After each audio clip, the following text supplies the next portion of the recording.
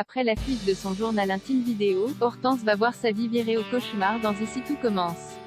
Catherine David-Zenka s'est confiée à notre micro sur ce qui attend son personnage au cours des prochains épisodes du feuilleton de TF1. Hallucinée, Hortense est un personnage très apprécié du public, notamment pour sa personnalité haute en couleurs et ses mimiques. Avez-vous carte blanche dans l'interprétation de votre personnage?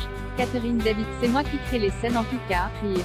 Hortense a également droit à des petites punchlines. Ça c'est vous arrive-t-il de participer à leur écriture? L'écriture ce n'est pas moi. Par contre, il arrive parfois que l'on fasse des petites impros qui sont retenues ou non par la suite. Il arrive donc que cela vienne de moi mais la plupart du temps ça vient quand même de l'écriture. Après l'intrigue Sugar Daddy, les scénaristes d'Ici tout commence ont décidé de creuser un peu plus l'histoire de votre personnage avec une toute nouvelle arche qui a débuté cette semaine sur TF. Avez-vous été surprise à la lecture du scénario? Surprise non. Très contente oui parce que c'est une grosse responsabilité de par le sujet qu'elle aborde. C'est un sujet qui est assez lourd et qui demande pas mal de sincérité ainsi que beaucoup de contrastes. C'est un sujet qui nécessite aussi de faire appel à la compassion du public.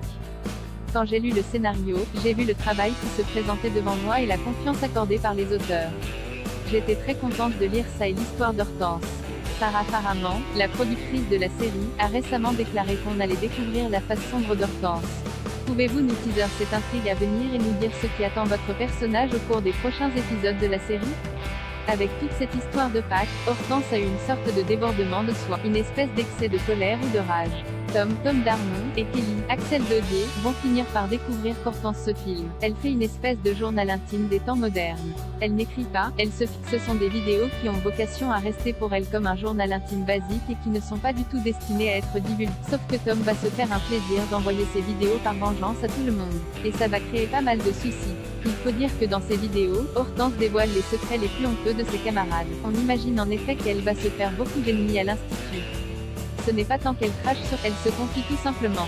Hortense n'est pas méchante. Ce n'est pas de la méchance, ce sont des interrogations, des constatations et un exutoire. Parfois, il s'agit juste de crises de colère. Comme elle n'arrive peut-être pas à les gérer comme il faut, elle trouve un moyen de se canaliser avec ce journal intime. Quand on écrit qu'on déteste sa mère dans son journal, cela ne veut pas dire qu'on la déteste vraiment. C'est juste quelque chose sur le moment. C'est pour ça que ce n'est pas voué à être montré, tout simplement parce que ce sont des instants de vie et des choses dans lesquelles n'importe qui peut se reconnaître. Ce n'est jamais méchant ni mal intentionné. Ce sont juste des questionnements qui peuvent parfois être proches de la vérité et qui peuvent justement dérouter certaines personnes. Quand Hortense a défendu Pierre Romain, par rapport à Tom, c'était à cause de son trauma personnel avec Hugues.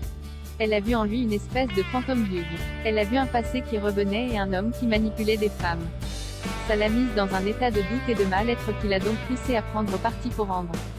Avec ces vidéos, Tom va lui faire payer le fait que sa copine l'ait quitté. On peut dire que la guerre est déclarée entre Tom et Hortense. Tom n'est pas au courant du mal plus profond qui habite Hortense et il va essayer de pousser toujours plus loin pour qu'elle craque, qu'elle ne sente mal. Tom n'a pas de limite avec elle. Greg, Michael Mittelstadt, et Elliot, Nicolas Anselmo, vont être les premières victimes de cette vengeance. Sachant qu'Elliot et Hortense sont très proches, cette histoire ne risque-t-elle pas de créer de la discorde dans leur amitié? Ça va casser quelque chose malheureusement. Hortense tentera de lui expliquer que ces vidéos n'étaient pas vouées à être montrées mais le souci c'est qu'Elliot ne lui pardonnera pas parce que son couple vacille. Il ne verra pas le problème de fond d'Hortense et ne cherchera pas à creuser plus loin. Elliot va abandonner Hortense dans l'un des pires moments de sa vie. Sur qui va-t-elle pouvoir compter dans cette épreuve?